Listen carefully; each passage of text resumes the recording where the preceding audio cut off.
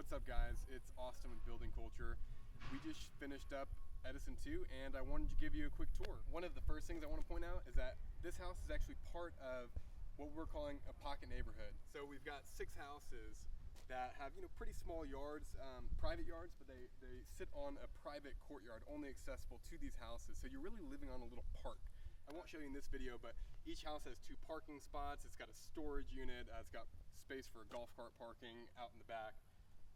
And we're still actually working on a private courtyard in the rear that has like tables and fire pit and grills and stuff like that. We lime washed the exterior of the house and went with black windows. We've got cedar shakes on the dormers, and then our porch is actually a western red cedar timber framed, like mortise and tenon porch.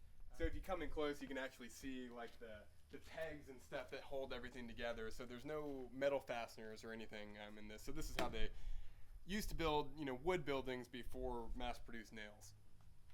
Let's take a look inside.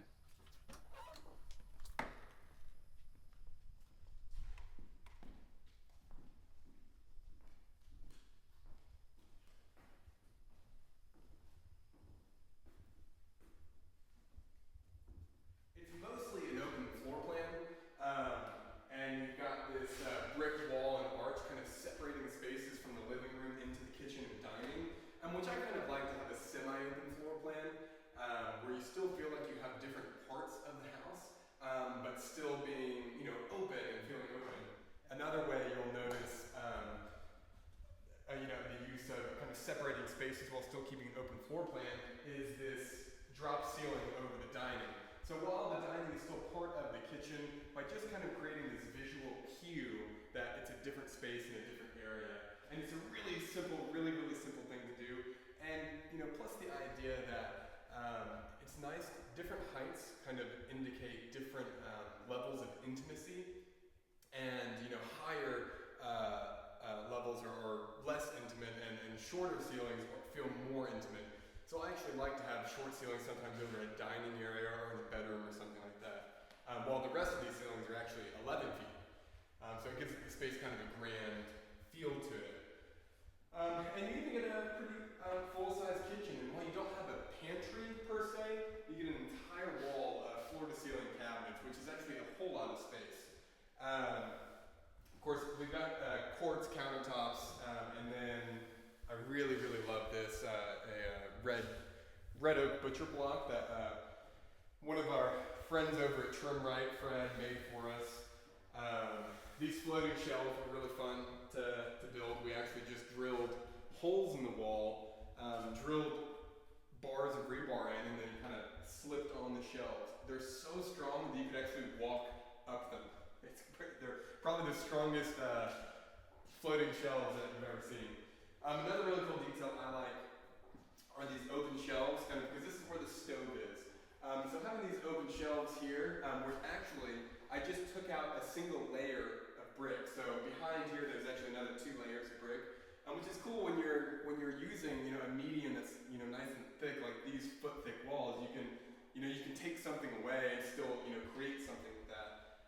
And so having, I imagine, like spices and cooking oils and stuff like that here, and maybe some decorative stuff up top. Another thoughtful touch that I like is having the use of spotlights. I don't know if you'll be able to see it in the video, but, it's kind of light outside.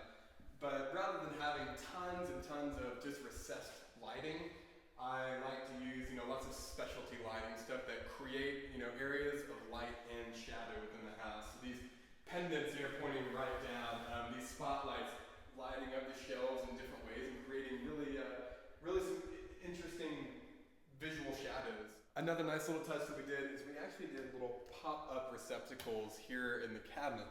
And so when you're not using them, you can simply push them down. People ask on a solid brick house, how do you run your electrical? And as you can see, we actually run just exposed conduit on the walls, and we paint it black. And with little spots of the open conduit, it can look really cool. But if you have too much of it, it can start looking cluttered. So for example, by code, you essentially have to have receptacles every 4 feet. So rather than having it pop up, all along here,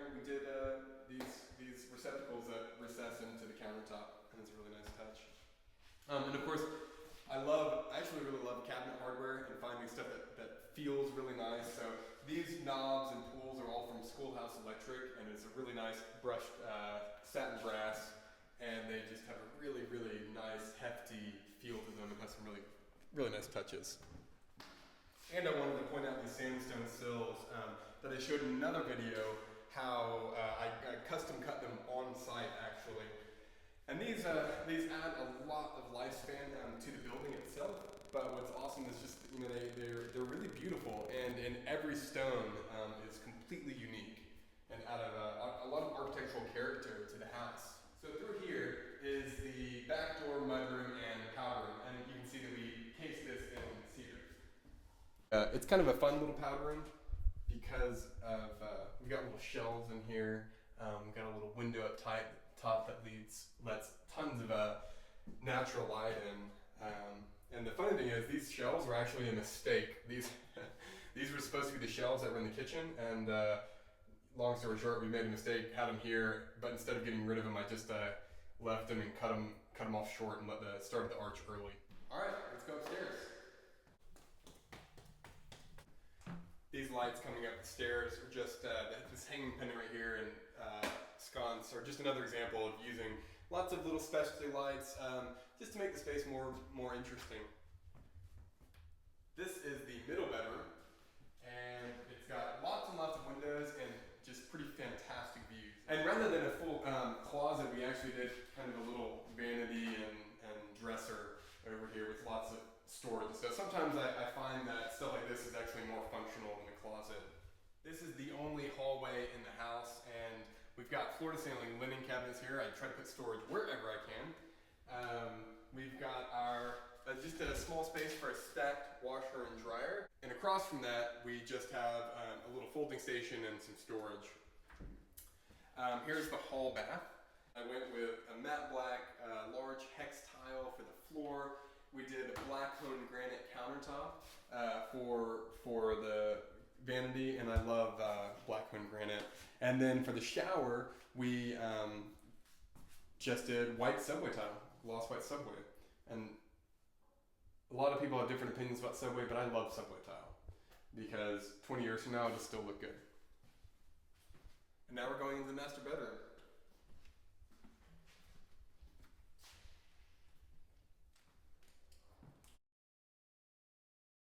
We vaulted the ceiling in the master. It also has a pretty great lake view, and we vaulted the ceiling and planked it with cedar. And of course, one of the coolest things is the porch. Let's check it out.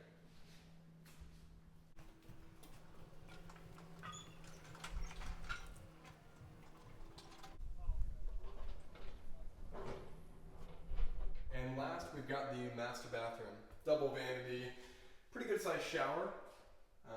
You know, kind of cool because it's got a sloped roof coming over it. And that is the master. This is my favorite room in the house, and the last room I have to show you. It's the bunk room. We've got a full-size bed here, loft up top, and two little bunk beds right here. And actually what's really cool about these is, while you're kind of like, might be wondering why these are so far off the ground, well, it's because they're actually over the stairs, and they have to be this high to get the headroom while walking up the stairs. Most rooms would just have a wall running right here, and your room would be over here. So this is a way to get 2 extra beds in this little bedroom. And this loft is actually a really big loft. It's about, I think, around 150 square feet or something, and it's still got 10-foot ceilings.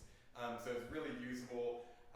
And then, of course, this is a little full-size bunk, and we've got these open shelves along the wall.